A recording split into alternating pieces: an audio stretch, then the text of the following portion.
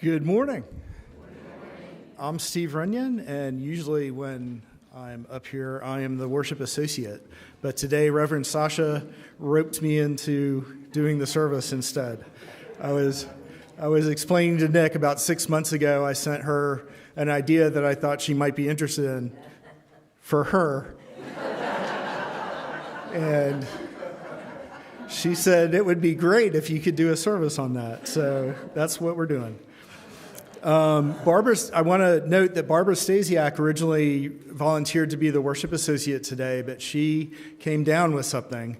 So, hi, Barbara. She said she was going to be watching online. And very kindly, Nick has volunteered to step in.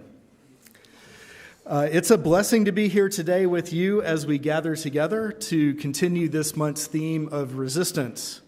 Whether we're pushing back against regressive forces out in the world or pushing forward against inertia within ourselves, as you use, we are called to resist injustice and work toward a better us and a better world.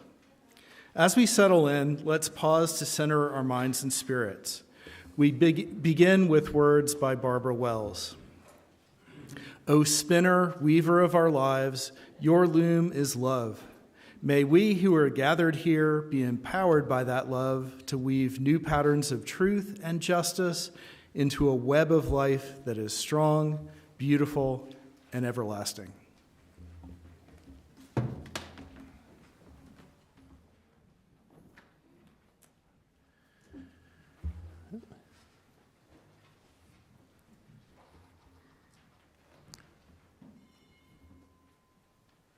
All right.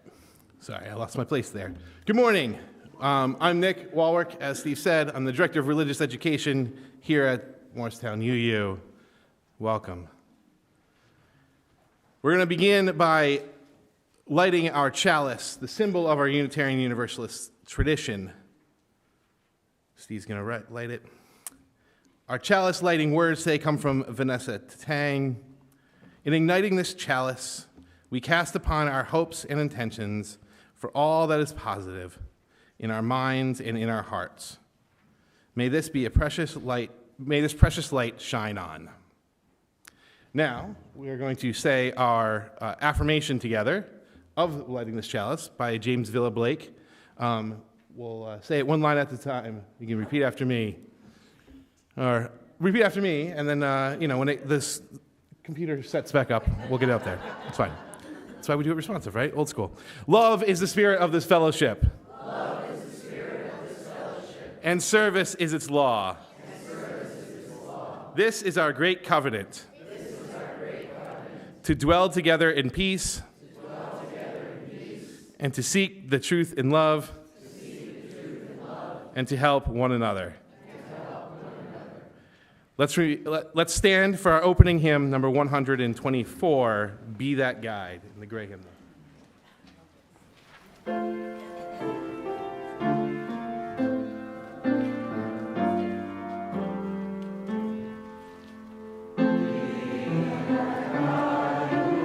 Love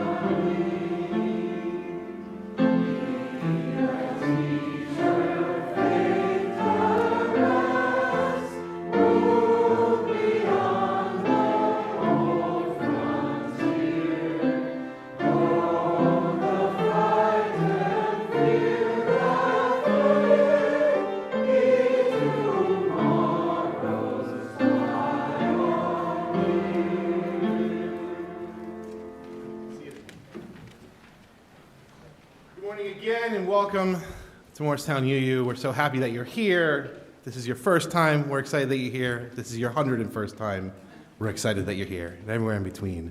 We're especially excited if you're watching online. Welcome. Feel free to comment in the chat there on YouTube and say hi to everyone there. We are a community of many ages, but we all worship together. You can join us in many ways on Sunday, including online, here in the sanctuary, or from one of the many rooms in which the service is streamed throughout our building in here. We have the family room. We have Chew Family Hall has the service on. If you're someone who needs to drink some coffee while you're watching the service, it's a place to go. But you're welcome to find a spot there that's cozy for you. Kids of all ages are always welcome in our services. In fact, they're encouraged. But we do offer childcare as an additional offering for families with small children from 9 months to 5 years. So if you find yourself in need of childcare at any point during the service, please bring your little one to room A in the Gateway Center. So go out and make a left, walk down that way, you'll find it. Again, welcome, and we're glad you are here. Now, we haven't done it yet this year. It's only the second Sunday of this year. But for Ari, our children start off with their mystery box, and it helps to set up our lesson for today. So, does anyone want to guess what's in my mystery box? Don't you know what's in the box? Oh, no, you didn't put it. Sometimes she puts it together in the morning with me. What do you think is in there? Paper? All right. Okay, you don't know either. Anyone else? Adults, you can guess too. A rabbit? A stuffy? Close. Who wants to open it? Andre, you want to open it? No? Okay. All right, Charlotte, here. Open it up here for me. There you go. All right, what do we got in there? Socks. We got 2 pairs of socks. Yeah, all right. I got 2 pairs of socks. I have a very boring gray pair of socks, and I have a very lively Zubaz Bills Mafia set of socks. Go Bills. Why do you think I have these today? Anyone have a guess? My feet are cold. Although it's a little less cold today, I very much like that. Why do we have these 2 different socks, and how do they talk to our lesson on resistance? The Bills are playing today, that's true. 1 o'clock, be in the car at 12:30. Today's lesson, particularly for the children, is practicing resistance against, what is it? Being conforming? Being like everyone else? Being like everyone else, yes, that's what it is. Right? We're practicing resistance by being ourselves. So, here's the thing about these socks. This one's boring, these ones are fun and crazy, and a little bit absurd. But the same feet go in them. They do the same. They have the same function, right? I guess you don't put them all on at once, right? They're the same. They serve the same function. Sometimes we have crazy socks, or we want to put on crazy things. We want to wear crazy things. Sometimes we want to wear boring things, and that's fine. You do you. You don't have to worry about what other people tell you to do. You don't have to wear things you don't want to do, right? If you want to come to the service in jeans and wear your glasses on your head, it may offend some folks, but that's okay. You're welcome here too. If you want to come all dressed to the nines, suit and tie, you're also welcome. It's fine. We're here. All right? Okay. Sounds good? All right. We'll get to it.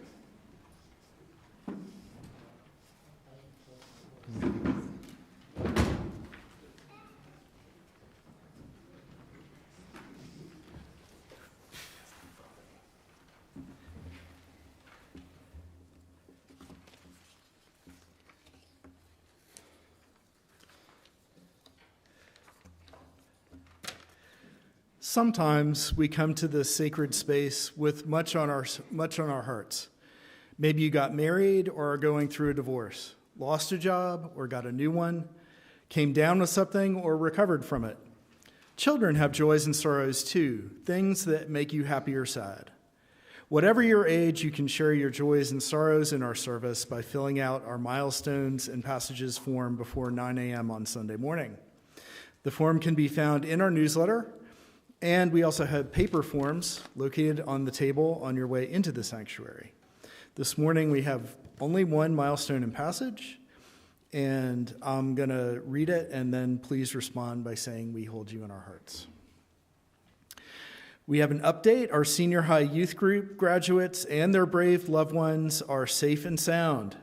Thanks to yours and others' loving support and visualizing positive outcomes, lots of good fell into place.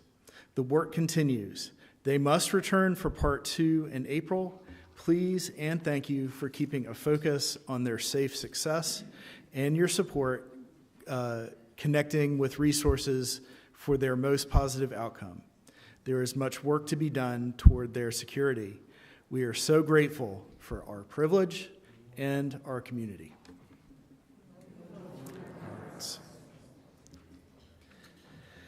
Let's take a quiet moment now for the prayers and meditations of our own hearts. Close your eyes, get comfy in your chair, breathe. Hear the breaths of those around you, this community that holds you. Feel the spirit of life holding us all in this still moment. Let's take 3 deep breaths together, then a moment of silence.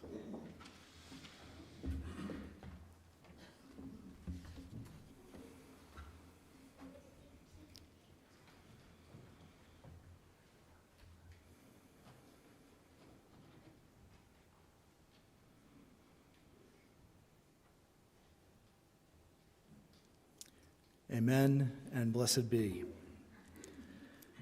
Before we have our next song, we do have another milestone and passage from Joe Erhane. Todd Van Gordon tells us that Patricia had a bad fall while walking the dog. She was in the hospital with a brain bleed, but is in recovery and may go home this week. The family does not want calls, but cards would be welcome. Joe Erhane has their address. Thank you, Joe. Cards in our hearts.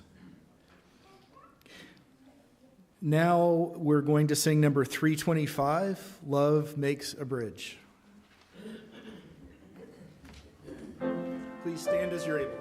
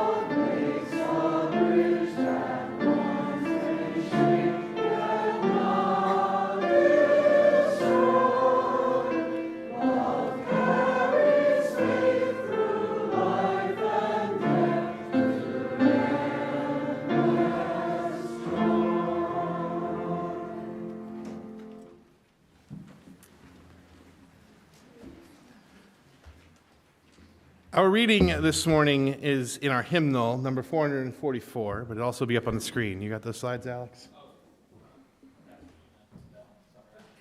You don't? Uh-oh. All right. That's fine. All right, I'm just going to read it. We'll do that. This house is for the ingathering of nature and human nature. It is a haven of friendships, a haven in trouble, an open room for the encouragement of our struggle. It is a house of freedom, guarding the dignity and worth of each and every person. It offers a platform for the free voice, for declaring both in times of security and danger, the full and undivided conflict of opinion. It is a house of truth-seeking, where scientists can encourage devotion to their quest, where mystics can abide in a community of searchers. It is a house of art, adorning its celebrations with melodies and handiworks. It is a house of prophecy, outrunning times past and times present with visions of growth and progress. This house is a cradle of our dreams, the workshop of our common endeavor. Amen. It is now time in our service where we pause to offer our gifts and financial support to the congregation. Your donations make all that we do possible, and they also help the wider community be a better place. Each Sunday, we give at least half of the money we collect in cash to an organization that's doing good work to advance our Unitarian Universalist values in a world that needs them now more than ever. This Sunday's offering will be split 50-50 with NorWestCap, a New Jersey organization empowering families to move away from the crisis of poverty and towards the future where they can thrive. You can give to our collection plate or by following the instructions printed in your order of service or shown on the screen. We got a little QR code there now, too, that you can scan on your phone. Thanks in advance for your generosity.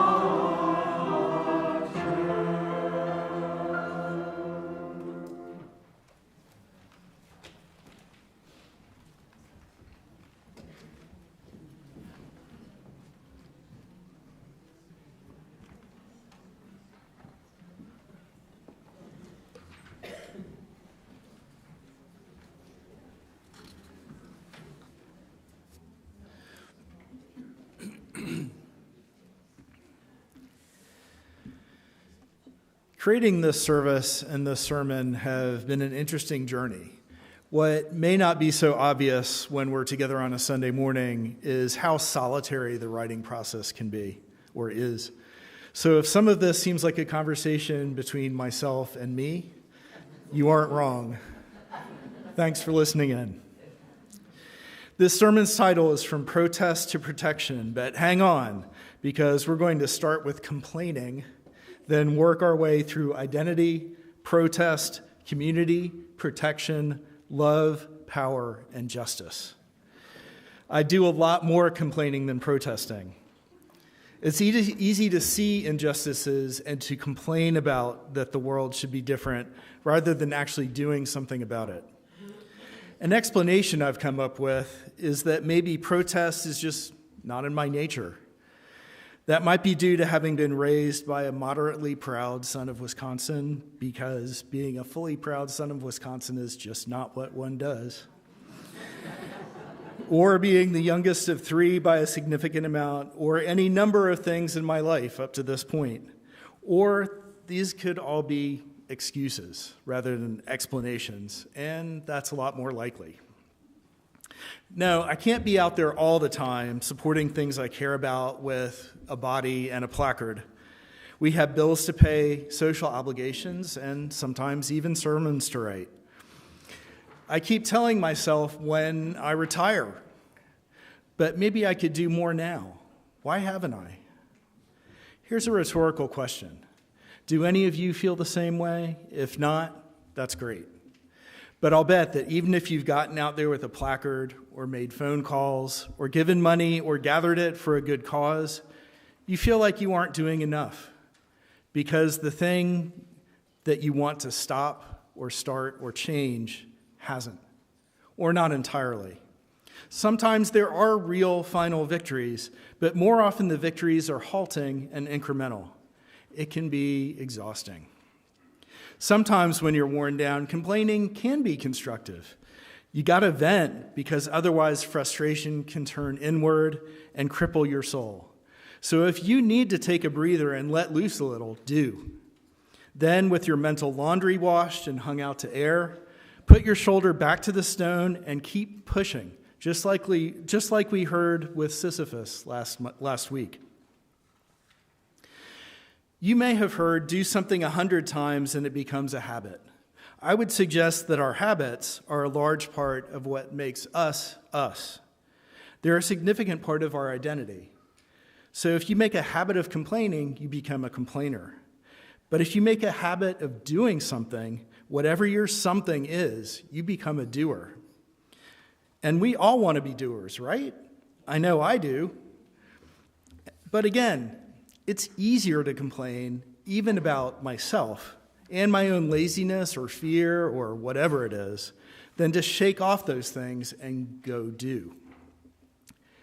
Very much not to compare myself to a saint.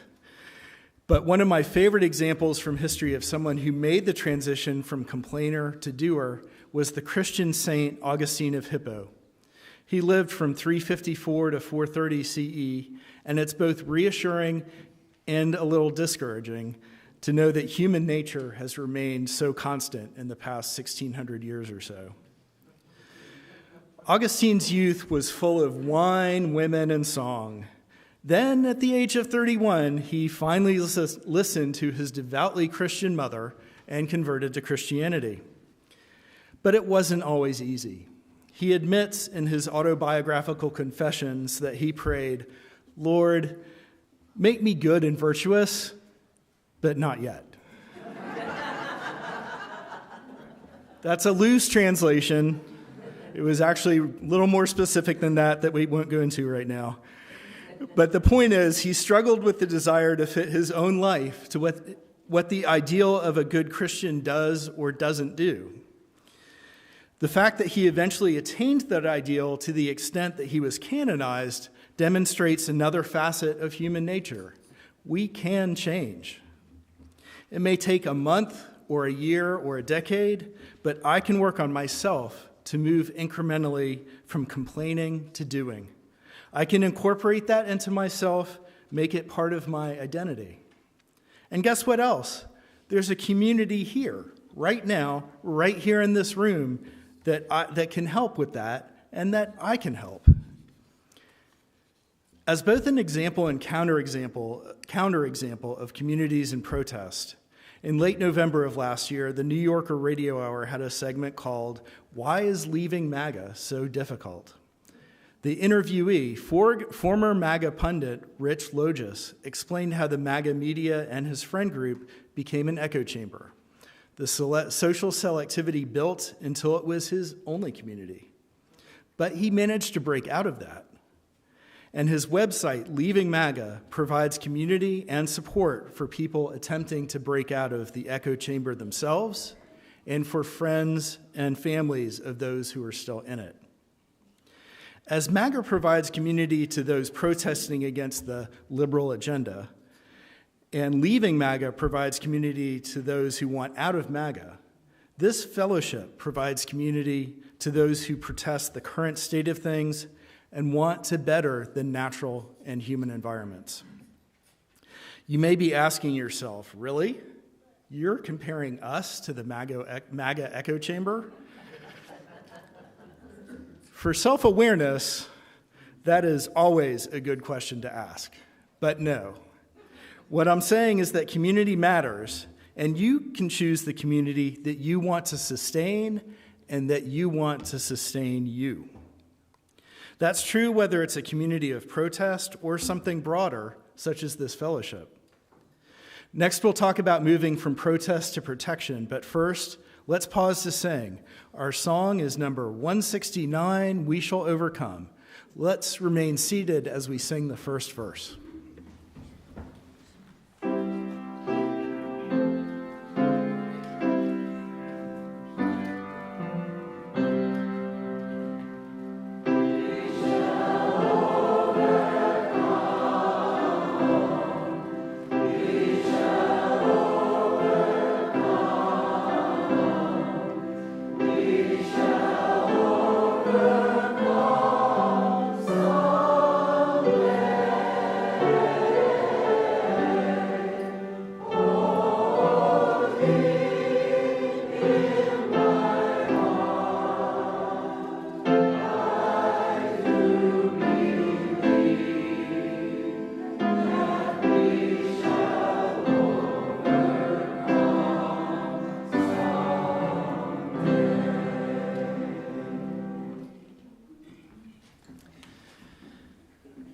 When it comes to Indigenous Americans, it's easy to look back over the past centuries and recognize the shame of broken treaty after broken treaty, smallpox blankets, and other betrayals and indignities, small and large.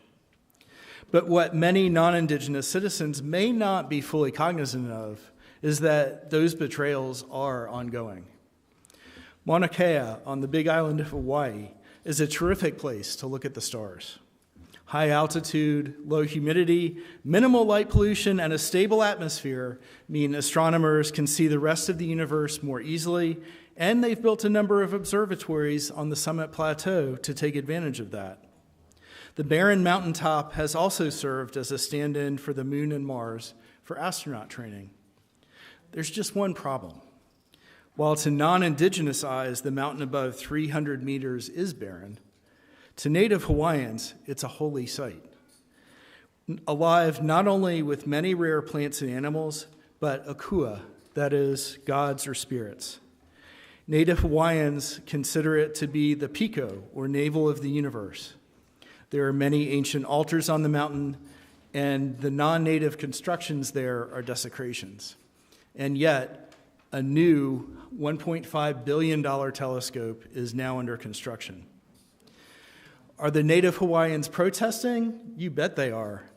But their approach to protest is not what we commonly experience here on the mainland. Because Native Hawaiians aren't protesting the observatories, they're protecting Mauna Kea. The difference between protesting and protecting may not always be visible or obvious. Native Hawaiians and their supporters put their bodies in the way of trucks moving supplies and equipment, and they may lose their freedom for that. They carry signs objecting to the violation of holy ground, and sympathetic members of the board of the University of Hawaii, which holds the master lease for the Summit Plateau, speak up in meetings. But the internal terrain of protection is very different. Native Hawaiians aren't against exploring what's out there. They aren't against astronomers or astronomy in general. They are not, or not only, beating their heads against the wall, complaining about unfair policies in Washington or Honolulu. Instead, they're seeking right relationship with the land's elemental spirits and with their fellow humans. Protest can often be an act of shutting out and separation. Protection is an act of listening and relationship. In light of last week's events in Minnesota and Oregon, what I'm about to suggest may seem ludicrous and maybe even dangerous. But jumping ahead, way ahead, and taking this idea to its logical conclusion, if you apply this idea of listening and relationship, you may find yourself respecting your opponent or maybe even loving them, or at least recognizing their humanity. Now, that does not mean you love or respect their position. Have you ever heard the saying, hate the sin, love the sinner? While that might come across as simplistic or maybe even a little patronizing, the basic idea isn't bad. I have my ideas, and I believe they're good. You have your ideas, and I'm pretty sure they're bad, but you think they're good. I will do my utmost to respect you in spite of that, and maybe we can work together in good faith to find common ground. In other words, protection isn't a goal. It's a process of reaching right relations. Remember what I said about the constant struggle of protest being exhausting?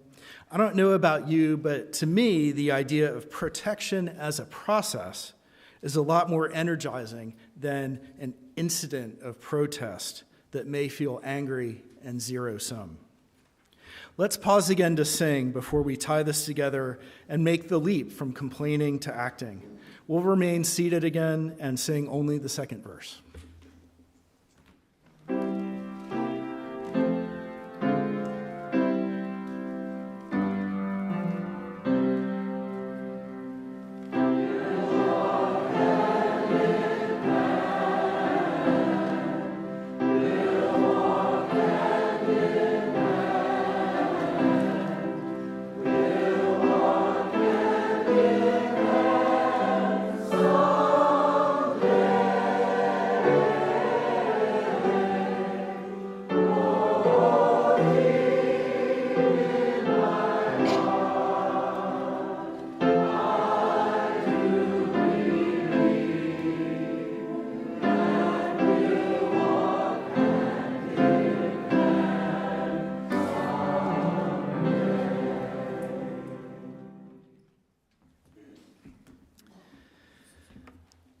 Let me repeat what I said before we sang. Protection isn't a goal. It's a process of reaching right relations. The thing about complaints and angry protests is that they can become ends in themselves. I voice my complaint or yell my anger at my opponents, and the transaction is complete. My energy is released, my frustration and irritation are sent out into the world, and almost certainly nothing changes, or maybe things get even worse. On the other hand, if I take an attitude of protecting what I love and of seeking to understand and respect my opponents, and maybe even love them a little, then possibly I can achieve more. The energy of respect and love sustains us to keep pushing toward our own goals and to reach out to our opponents to work with them where we can. And if working together isn't a realistic possibility, and sometimes it isn't, then that energy can help us keep trying anyway. Sometimes all a miracle needs is some dogged persistence. This energy of protection and love that I'm describing is not soft. It's not giving up or giving in any way. Rather, it's an aspect of power. Returning to Hawaii, as you know, the islands are famous for their spirit of aloha, a warm welcome for friends and strangers alike. But aloha aina, or love of the land, and the foundation of Hawaiians' protective stance is more than that. It is a much broader concept. It is love and warmth and respect for the land and everything and everyone within it. If you're trying to work with others and the other party doesn't express and respect that too, aloha aina includes pushing back in order to establish justice and right relations with the land and all parties. It is love with the firmness and power of the land itself rising behind you and pressing up against your feet. Dr. Martin Luther King wrote, "Power at its best is love implementing the demands of justice, and justice at its best is power correcting everything that stands against love." Power, love, and justice are indispensable to each other. As protectors, we cannot be afraid to attain and wield power in the service of love and justice, or to display love in wielding power and obtaining justice. So I leave you with these thoughts. Work to make yourself and the world a better place, just a little bit every day. Choose a community or communities that will sustain you just as you sustain them. Seek the energy of protection rather than protest to sustain yourself. The energy of protection is love, and love is power, and power guided by love makes justice and positive change happen. Amen. May it be so. And now let's rise in body or spirit and sing verses 3 and 4.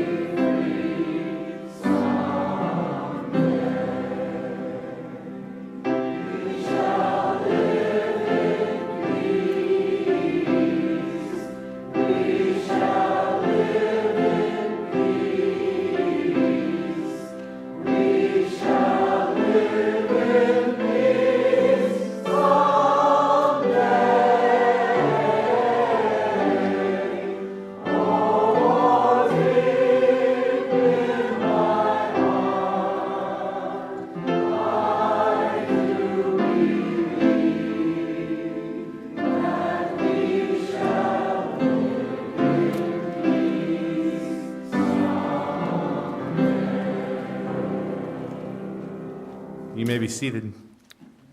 Before we close, we have our minutes for ministry. This is a time where we share brief updates of our congregation's activities to help us stay engaged within our community throughout the week. This morning, I'd like to draw your attention to a couple of announcements. First, if you are new today, we invite you to fill out a welcome card at our welcome table so we can get connected with you. And if you would like to talk to one of our welcome ambassadors, they are wearing a sunny gold sash. Now look out for the sashes here today. If you have any questions about religious education, you can speak with me, or you can find someone in our green sash, our RE ambassador over there.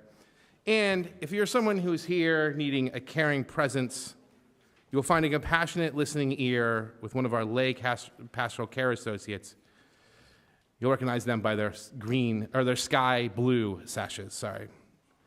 So, if you are here and wearing one of those sashes, you stand up so everyone can know where to look for you before Irene, Carrie, we'll have everyone else. Very cool.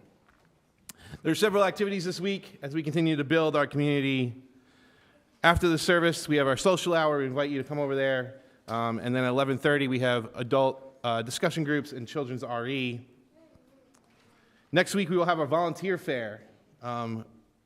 This place runs on volunteers. There's not a whole lot of us on staff here, and we need your help. And so we will have opportunities for you to get involved. If you run a group and you need volunteers, and you haven't already, contact Katie by tomorrow so we can get you on the list and get a table set up for you. We're also starting to participate in the UU Common Read this year. We will be discussing the social change map, right? So how do we take this protest protection in a way that works for all of us, and how can we all find our place within those movements? It'll be very interesting. If you are interested in organizing that with me or taking part of that, let me know. For full details about these and many other activities can be found in the back of your order of service, in our weekly e-newsletter, or on our website, muuf.org/news. We'll take you right there. Now, I'm going to open up the mic to announcements from our ministry teams and committees. Let us have those giving announcements of 1 minute or less. Just put a clock on y'all. Go first, and if time permits, we'll move on to our remaining time to longer announcements. So, man, 1 minute. 1, 2, 3, 4, 5 minutes. Hi, I'm Craig Adams. I'm speaking as a member of the nominating committee, which is a 5-member team charged with producing a slate of qualified nominees for open positions on the board and standing committees. And I'm here today because we are seeking nominees to run for open board or the following positions. 1, a nominating committee member. An endowment fund member who is a member of a three-member team. A finance committee member who is on a 3-member team. 2 trustee-at-large positions. And lastly, but certainly not leastly, a president-elect who will be working for 1 year to support our board president, Nan Perigo. That's for 1 year before stepping up to the position of board president for 2 years. The prospective candidates must be fellowship members in good standing, and if you would like to be considered, self-nominations are accepted, or if you know somebody who you would like us to consider, please reach out to any of the committee members, myself, Paul Firm, Noel Jensen, Hazel Bell. Next week at the volunteer fair, Noel will have a table. And at the back of our service, there's our email address. And of course, you could reach out to us in person. Thank you.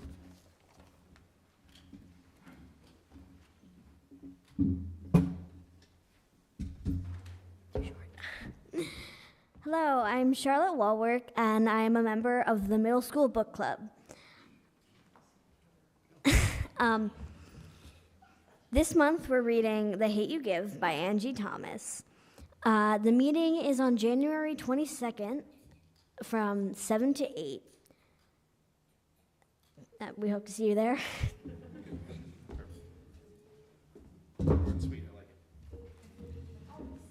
We do like short and sweet.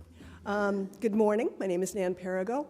I wanted to remind everybody that our 70th anniversary party is coming up in less than 3 weeks. On January 31st, we're having a tea party.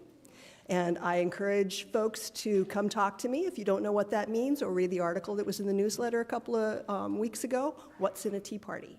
I'll be selling tickets. You can either get them online or come talk to me in Chew Hall. Thank you. Hello, I'm Annette Tyler, and next Monday, I hope you know, is the observance of Martin Luther King's birthday. I know of 2 people who are signed up for the breakfast. I hope to see more of you there.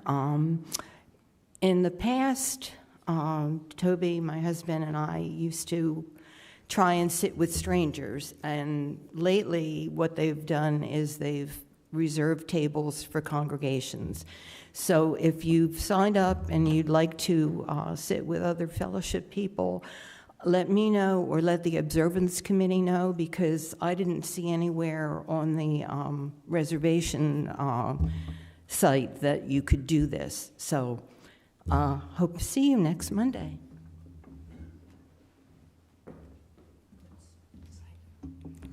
Hi, I'm Sandra Persichetti. I'm on the Endowment Committee, and excuse me, you'll be hearing from me every week until the end of February, just as a reminder that we are looking for grant applications.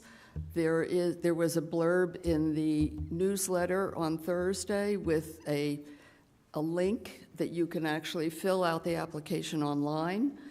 I do have a couple of printed copies just to give you an idea of what the questions are, and I'll be at coffee hour if you'd like to discuss some ideas. I'd be happy to help you with that. Thank you.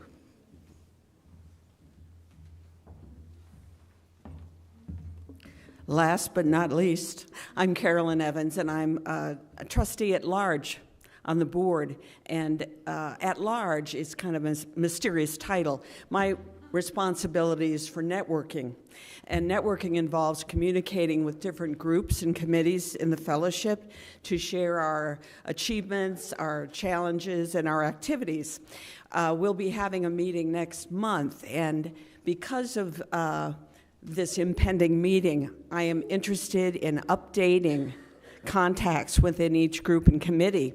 I will be in Chew Hall to the left of the door, so if you want to step up, that could simplify my life a little bit to get names. Thank you.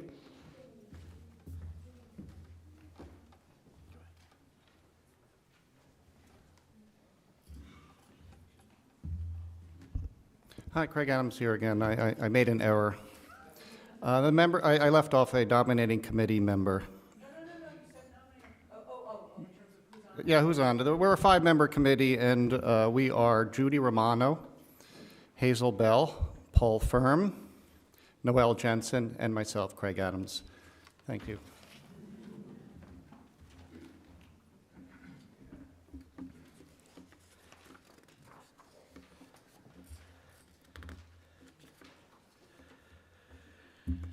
It's time to bring our Sunday morning worship to a close. As we go out into our daily lives, I leave you with the words of Dorothy Day. People say, "What is the sense of our small effort?" They cannot see that we must lay one brick at a time, take one step at a time. A pebble cast into a pond causes ripples that spread in all directions. Each one of our thoughts, words, and deeds is like that. No one has the right to sit down and feel helpless. There's too much work to do. Amen, blessed be, and go in peace.